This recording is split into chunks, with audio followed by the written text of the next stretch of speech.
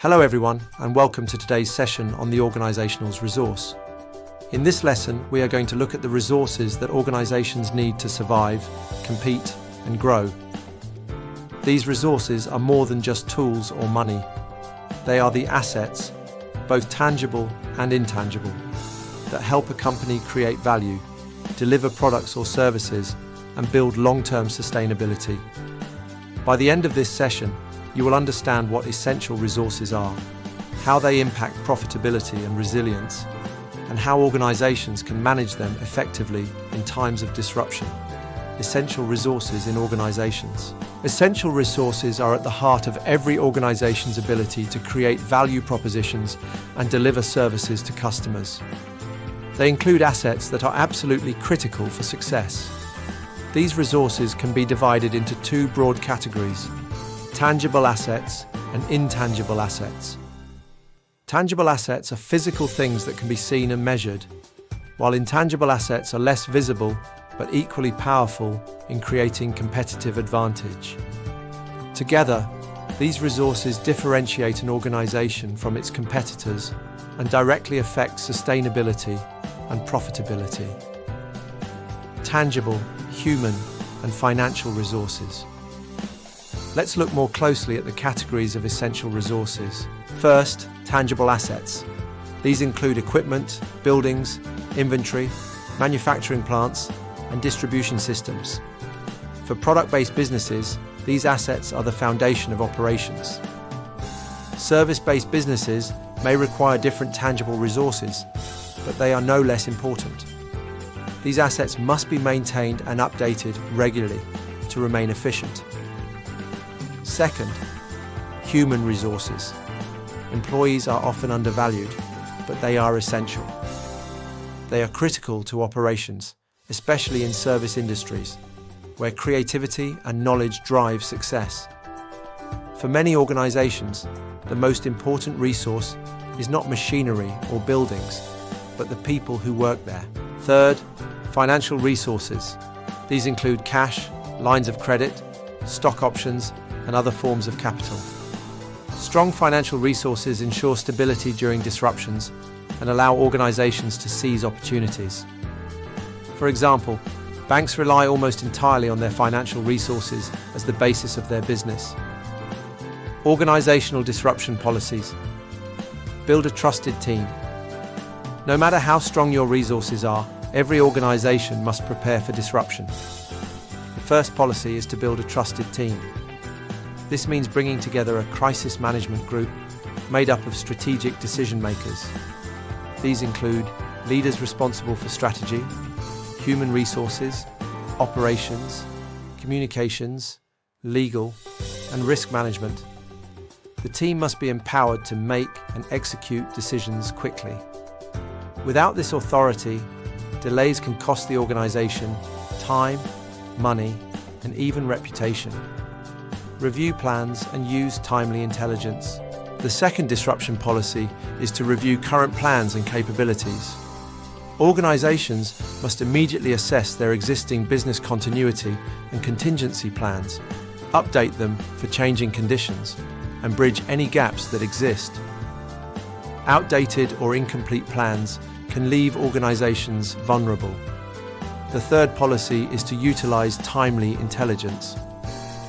Maintaining situational awareness is critical. Organisations must rely on accurate, up-to-date information from trusted sources, and they must share relevant facts promptly with their teams. This helps prevent misinformation or panic that often spreads through media. Operate to an agreed rhythm and understand third-party risks. The next policy is to operate responses at a deliberate, agreed rhythm. This means that business responses must move at a pace set by leadership, not by external pressures. This avoids waiting for outside instructions and reduces sudden, localized decision-making that could create confusion. Organizations must also understand their exposure to third-party risks. Many companies rely heavily on suppliers, partners, or contractors. If those third parties fail, the organization will be affected too. Risk reviews should extend beyond immediate suppliers to their networks as well. Leaders must also account for contractual liabilities, delays, insurance limits, and force majeure clauses. Communication and crisis response process. Strong communication is at the center of disruption management. Organizations must maintain open, consistent communication with all stakeholders. For employees, this means giving regular updates and assurances of support. For suppliers, it involves identifying risks together and defining mitigation steps. For clients and stakeholders, it means sending clear and confident messages to maintain trust.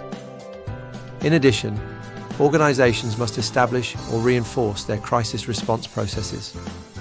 All functions, sites, and countries need to understand the company-wide crisis strategy and protocols. Decision-making authority should be defined at both leadership and local levels. And during crises, the organization must act faster than in normal operational timelines. Procedures. During disruptive events. Finally, let's look at the procedures organizations should follow during disruptive events. The first step is intelligence gathering. Organizations must systematically monitor the environment for early signs of threats, using both informal awareness and formal business intelligence tools. A risk manager should be appointed to lead this effort. The second step is planning. Risk assessments must be integrated into contingency plans, with pre-documented responses for high-impact events. This ensures that when disruption happens, the organization is not improvising, but following a prepared plan. The third step is decision-making, which occurs at 3 levels. Structural decisions establish clear roles, lines of authority, and communication channels. Operational decisions are immediate, situation-specific actions taken to stabilize operations. Strategic decisions focus on the long term, considering survival, supply chains, resources, and future resilience. In conclusion, resources are the foundation of every organization. Tangible, human, and financial resources all contribute to delivering value and ensuring sustainability. However, it is not enough just to have resources. Organizations must also prepare for disruption by building trusted teams, reviewing plans, gathering intelligence, and maintaining strong communication. By combining robust resources with effective disruption policies, organizations can remain resilient, protect their operations, and continue to serve their stakeholders, even in uncertain times.